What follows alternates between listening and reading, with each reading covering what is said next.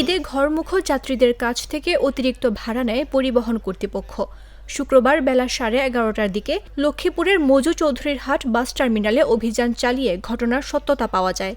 চট্টগ্রাম থেকে আসা জোনাকি, সোহাগ ও সানিয়া ক্লাসিকের যাত্রীদের কাছ থেকে অতিরিক্ত ভাড়া নেওয়া হয়।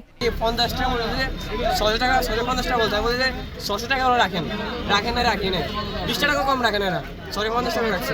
অনেক থেকে 700 800 টাকা নিছে, যারা মানে একটু মানে ইয়াটা বের বোকা যাবে ওদের থেকে বুঝে 700 টাকা নিছে। এখানে রেগুলার ভাড়া হচ্ছে 300 টাকা করে, ওনারা আমাদেরকে 350 টাকা করে ভাড়া নিছে। 300 টাকার ভাড়া 650 টাকা করে কাটছে টিকিট। রেগুলার ভাড়া হচ্ছে 300 টাকা, ওরা কাটছে 650 টাকা 700 টাকা এরকম করে কাটে। পরে সদর উপজেলার নির্বাহী কর্মকর্তা জামশেদ আলম রানার নির্দেশে নির্ধারিত ভাড়ার চেয়ে নেওয়া অতিরিক্ত টাকা ফেরত দেওয়া হয়। সানিয়া ক্লাসিক ও সোহাগ পরিবহনের কয়েকজন যাত্রীকে অতিরিক্ত ভাড়ার টাকা ফেরত দেয় সংশ্লিষ্ট বাসের সুপারভাইজাররা। সমস্ত কোম্পানির রেট হলো 480 টাকা। হ্যাঁ, দেখেছে অনেক যাত্রী থেকে টাকা কিছু কম থাকে, বলে যে আমরা 350 টাকা দিব, বেশি দিব না। এরকম কি 350 টাকা দেয় কিছু, আর 380 টাকা 400 টাকাও দেয়, আর এখান থেকে 480 টাকা ফিক্স রেট বেশি। আর 700 টাকা যেটা সেটা কি 700 টাকা ঈদবাজার চট্টগ্রাম থেকে গাড়িটা আসে, 700 টাকা টিকিট নিচ্ছে, এখান থেকে ওই গাড়িটা কি খালি যায়, ভাড়া নিচ্ছে একটু বাড়তি।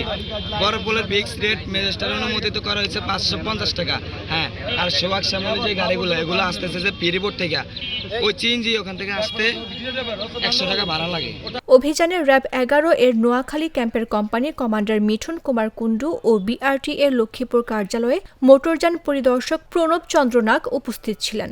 উপজেলা প্রশাসন, র্যাব ও বিআরটিএ যৌথভাবে এই অভিযান পরিচালনা করেন। আগে থেকে এই তথ্য পেয়েছিলাম যে এরকম অতিরিক্ত ভাড়া নিচ্ছে এবং যাত্রী হয়রানিও হচ্ছে, তো সেই সূত্র ধরে আমরা এসেছিলাম। আমরা এখানে এসে এই ইউনো মহোদয়ের সাথে আমরা তাদের সহযোগিতা করলাম এবং যেটা দেখতে পেলাম যে সানিয়া নামে একটা ট্রান্সপোর্ট, তারা একটু ভাড়া বেশি নিয়েছে, 350 টাকার ভাড়া 700 টাকা নিয়েছে। তো সেক্ষেত্রে আমরা ইউনো মহোদয়ের নির্দেশনা অনুযায়ী গাড়ির যাত্রীদেরকে অতিরিক্ত ভাড়াটা ফেরত দেওয়া হয়েছে। এবং এ বিষয়ে সদর উপজেলা নির্বাহী কর্মকর্তা জামশেদ আলম রানা বলেন, চট্টগ্রাম থেকে মজু চৌধুরীর হাটে আসা যাত্রীদের কাছ থেকে অতিরিক্ত ভাড়া নেওয়া হয়েছে। গতকাল থেকে অভিযোগ পাচ্ছিলাম যে বাড়তি ভাড়া আদায় করা হচ্ছে, সেটার ভিত্তিতে আমাদের র্যাব 11 এর সহযোগিতায় আমরা এখানে অভিযান পরিচালনা করেছি। দেখেছি সানিয়া ক্লাসিক নামে একটি পরিবহন অতিরিক্ত ভাড়া আদায় করছে। 300 টাকা 350 টাকার ভাড়া চট্টগ্রামে, সেটি 700 টাকা আদায় করছে। পরবর্তীতে এখানে যাত্রী সাধারণের সাথে কথা বলার পরে সেটার আমরা সত্যতা পেয়েছি এবং যাত্রীদের সেই ভাড়া ফেরতের আমরা ব্যবস্থা দিয়েছি, গ্রহণ করেছি।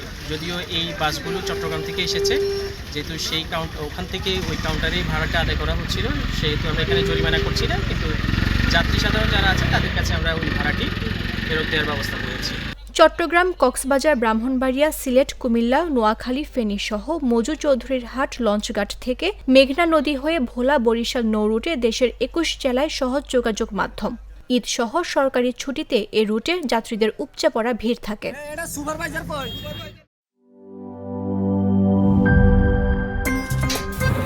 আমার একটা স্মার্ট সিদ্ধান্তে 25% গ্যাসের খরচ কমেছে। ভাবছেন কিভাবে?